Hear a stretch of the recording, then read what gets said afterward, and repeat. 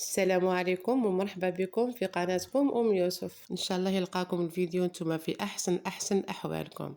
كما راكم تشوفوا يا البنات، اليوم جيتكم بهذا البريوش الرائع شكل ومضمون على شكل وردة والبناء ما نحكي لكمش، وفيه افكار جديدة كثيرة باذن الله. نحتاج له يا البنات غير نص كاس تاع الزيت وبيضة واحدة لأكثر من 30 حبة. كما راكم تشوفوا يا البنات، هشيش خفيف ولا أروع. لكن قبل ما نبداو ما تنسوناش بلايك واشتراك في القناة فضلا وليس أمرا. وبسم الله يلا نبداو. نجيبو صحن نحطو فيه ملعقتين كبار خميرة الخبز، نعاود ملعقتين كبار خميرة الخبز. لهاد الكميه هذه نحتاج ملعقتين، والكيل راح نكيل بهاد الكاس نتاع 220 ملي. نزيد نصف كاس سكر، نزيد عليهم 3 كؤوس من الفارينه اللي كنت غربلتها. كما راكم تشوفوا 3 كؤوس فارينه. نخلط المكونات الجافه مليح مع بعضها بالخلاط اليدوي ولا بالفويه كما راكم تشوفوا. نزيدو 3 كيسان ماء دافئ، قلنا الكأس من عيار 220 ملي يا البنات كما راكم تشوفوا الكاس الثالث. ونخلط هذه المكونات كلها مع بعضها جيدا بالخلاط اليدوي ولا بالفوي ولا بسباتول، المهم خلطوهم مليح حتى يرجعوا مادة واحدة متجانسة كما راكم تلاحظوا. لما نكملوا نغطيوهم بالكيس بلاستيكي ونخليوهم يخمروا حوالي 10 دقائق. بعد هذوك العشر دقائق يا البنات نجيبوهم ونحطو عليهم بيضة كاملة، ونزيدو لهم الفانيلا ملعقتين صغيرتين من الفانيلا، نصف كأس زيت المائدة. نمزجو المكونات مليح مع بعضها كما راكم تلاحظوا.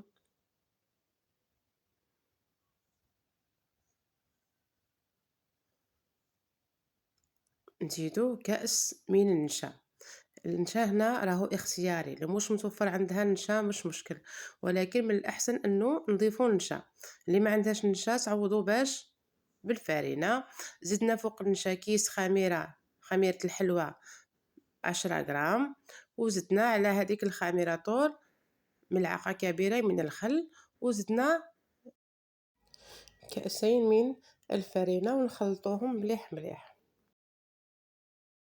بلا ما ننساو ملعقه صغيره من الملح، ونخلطوهم مليح. نزيدو الفارينه بالتدريج حتى نتحصلوا على عجينه طريه تلاصق شويه برك، مش تلاصق بزاف، المهم تكون طريه كما راكم تلاحظوا. هنا الفارينه راهي خدات لي حوالي 8 كؤوس، والكأس نتاع النشا 9 كؤوس. صافي حطيت 3 كؤوس في الاول، وزدت 5 كؤوس مع هذاك نتاع الكاس تاع النشا حوالي 9 كؤوس. يعني الفارينه راح تاخذ معاكم هنا تقريبا كيلو من الفارينه، 900 غرام الى كيلو من الفارينه.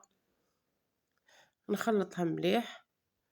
هنا مازالها تلاصق، نبقى نضيف في الفارينه حتى نتحصل على العجينه الطريه المطلوبه كما راكم تلاحظوا.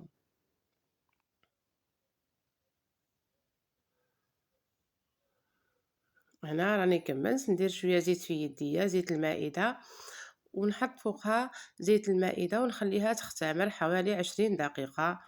كما راكم تشوفوا الحجم نتاعها راه تضاعف 3 مرات، اختمار ما شاء الله. نحاول نهبطها كالعاده، نهبطها بيدي بعد ما درت شويه تاع الزيت في يدي، نهبطها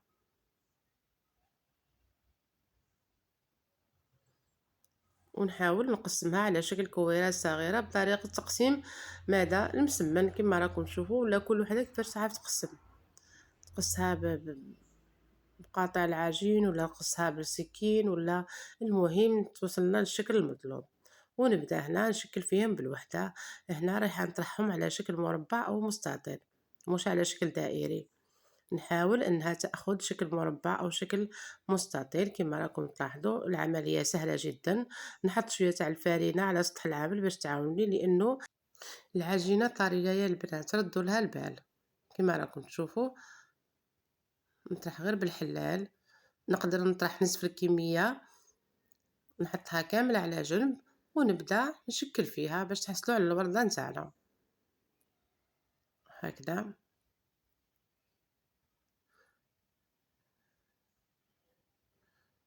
ديما استعملوا الفارينه.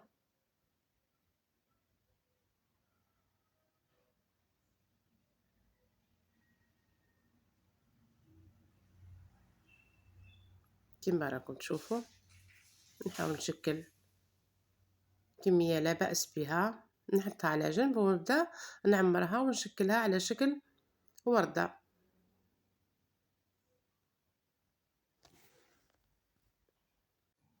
هذه راح نحط لها الشوكولا كما راكم تشوفوا.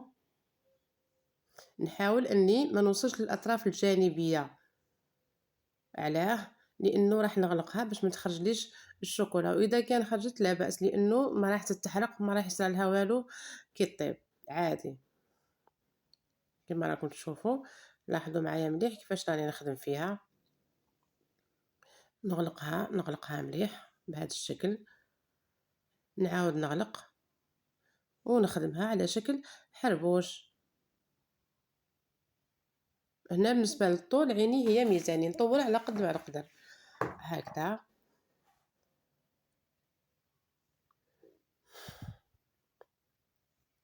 هاي لكم الورده نتاعنا، راكم تشوفوا يا البنات كيفاش شكلتها. انتبهوا مليح. سي بون، هاي لكم الورده نتاعي، ولا اسهل، سهله جدا. هنا راح ندير الثانيه. هنا راح نستخدم الزبده ولا لا مارغرين. اذا ما توفرش الزبده وما توفرش الشوكولا ولا مارغرين تقدروا تستخدموا لا كونفيتور. كما شفتوا الزبده راني حطيت غير كميه قليله فقط، ما يتحتاجش بزاف، على راس الملعقه كما شفتوا الصغيره.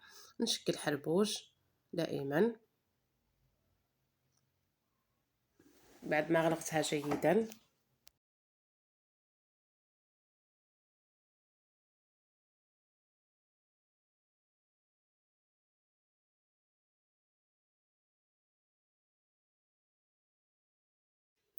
وفي هذا الوقت ما رأيكم بالصلاة على حبيبنا المصطفى؟ اللهم صل على محمد وآل محمد كما صليت على إبراهيم وآل إبراهيم، وبارك على محمد وآل محمد كما باركت على إبراهيم وآل إبراهيم في العالمين إنك حميد مجيد. آمين يا رب العالمين. والآن كما راكم تشوفوا جبت كأس ولا صحن صغير ونحطوا فيه ملعقة من مبشور الليمون. هنا كان عندي الليمون الأخضر، نزيدوا عليها ملعقة سكر أحرش، سكر العادي، ونزيد لها ملعقة من الزبدة ولا لا مارغرين، وملعقة من الفارينة. نمزجوهم مليح مليح، نحطوهم على جنب. صدقوني الذوق نتاعهم ولا أروع، بلا ما نساو الشكل الجمالي. ندهنوا، نجيب بيضة نخلطها مليح، نضيف لها شويه تاع الحليب ولا القهوه اللي متوفر عندكم، وندهن البريوش نتاعي كامل ساير داير كما راكم تشوفوا. بعد ما حطيته في السنيوه راهو اختمر الله يبارك ما شاء الله، راكم تشوفوا في الاختمار. ونجيبوا هذاك الخليط اللي درتو من بشور الليمون والفرينه والسكر والزبده ونحطو. الذوق نتاع هذا الخليط رائع جدا، جربوه اكيد راح تحبوه. مباشره ندوه للفرن، نحطوه في اعلى درجه من الفرن بعد ما كنا سخناه من قبل كما لاحظتوا. كي نخرجوا من الفرن طول نغطيه بطرشونه واحد 3 ولا 4 دقائق. وكما راكم تشوفوا البريوش نتاعنا راهو حاضر. يا سلام يا سلام، ورد ولا اروع. الذوق ما نحكي لكمش، الشكل راهو يعبر على نفسه. نتمنى تجربوه اكيد راح تحبوه يا البنات. ان شاء الله تجربوه، تلتزموا بالمقادير بطريقه الطهي نتاعو. انا متاكده بلي راح ينجح معكم مليار بالمئة. كما راكم تشوفوا هشيش خفيف موش معجن خامر ما شاء الله. وبالزيادة على هذا اقتصادي ويجيب كمية كبيرة. هذا بهذا الكيل هذا اللي درته لكم اليوم خرج لي كسرة على 30 حبة، واحد 32 حبة. إذا البريوش راهو اقتصادي وبلا أعذار، يعني ما يطلب لا زبدة لا حليب، بيضة واحدة ونصف كأس زيت وانتم فريتوها كيما راكم تشوفوا. ملاحظة صغيرة فقط، أنا كنت نسيت هذا الخليط نتاع الزبدة ومبشور الليمون والفرينة والسكر نقدروا نعوضوه فقط بالججلان، يعني متوفر عندكم والشكل راح يخرج هايل بإذن الله. الصورة راهي تعبر على نفسها. إذا عجبتكم لاغوسات وإذا حبيتونا وحبيتوا قناتنا قناة أم يوسف ما تنسوناش باشتراك ولايك في القناة، هكذا باش الفيديو يوصل لأكبر عدد ممكن من الأشخاص والكل يستفيد. نخليكم مع هذه الصور وهذه الورود الجميلة ونتلاقاو بخير وعلى خير. سلام.